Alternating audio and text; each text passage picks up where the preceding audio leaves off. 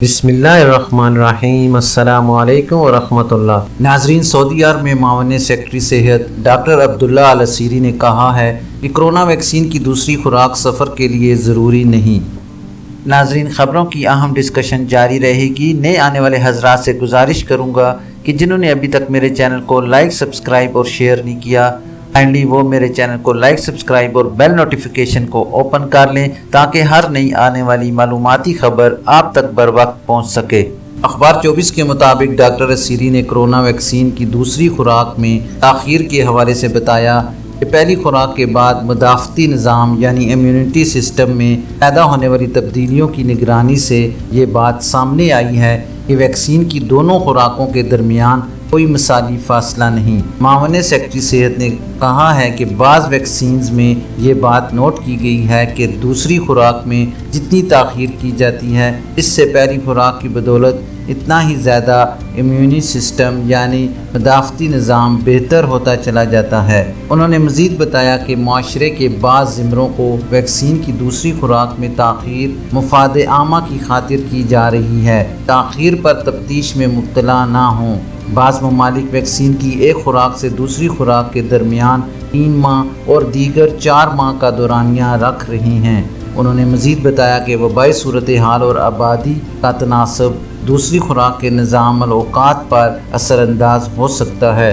دوسری خوراک بین الاقوامی سفر کے لیے شرط نہیں ہے۔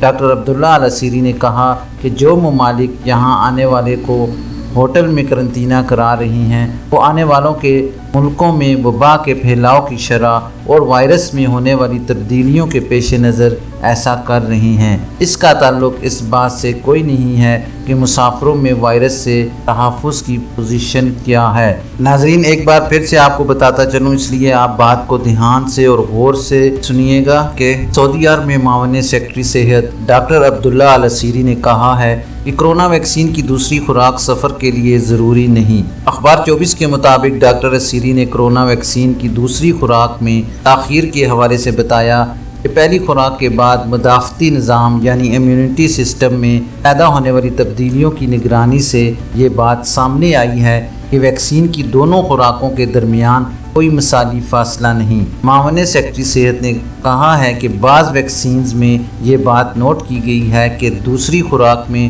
جتنی تاخیر کی جاتی ہے، اس سے پہلی خوراک کی بدولت اتنا ہی زیادہ امیونی سسٹم یعنی مدافعتی نظام بہتر ہوتا چلا جاتا ہے۔ انہوں نے مزید بتایا کہ معاشرے کے بعض زمروں کو ویکسین کی دوسری خوراک میں تاخیر مفاد عامہ کی خاطر کی جا رہی ہے۔ تاخیر پر تفتیش میں مبتلا نہ ہوں۔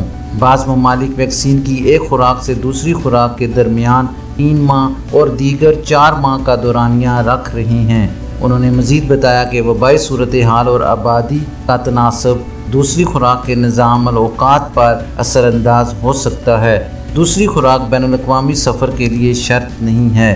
ڈاکٹر عبداللہ العسیری نے کہا کہ جو ممالک یہاں آنے والے کو ہوٹل میں قرنطینہ کرا رہی ہیں، وہ آنے والوں کے ملکوں میں وبا کے پھیلاؤ کی شرح اور وائرس میں ہونے والی تبدیلیوں کے پیش نظر ایسا کر رہی ہیں۔ اس کا تعلق اس بات سے کوئی نہیں ہے کہ مسافروں میں وائرس سے تحفظ کی پوزیشن کیا ہے۔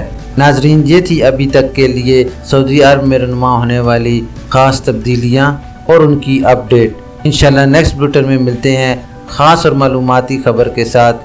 ویڈیو ختم کرنے سے پہلے میں تمام نئے آنے والے حضرات سے گزارش کروں گا کہ کائنڈلی میرے چینل کو لائک، سبسکرائب اور بیل نوٹیفیکیشن کو اوپن کر لیں تاکہ ہر نئی آنے والی خبر آپ تک بر وقت پہنچ سکے۔ اپنا خیال رکھیے اور دوسروں کا بھی۔ اللہ حافظ۔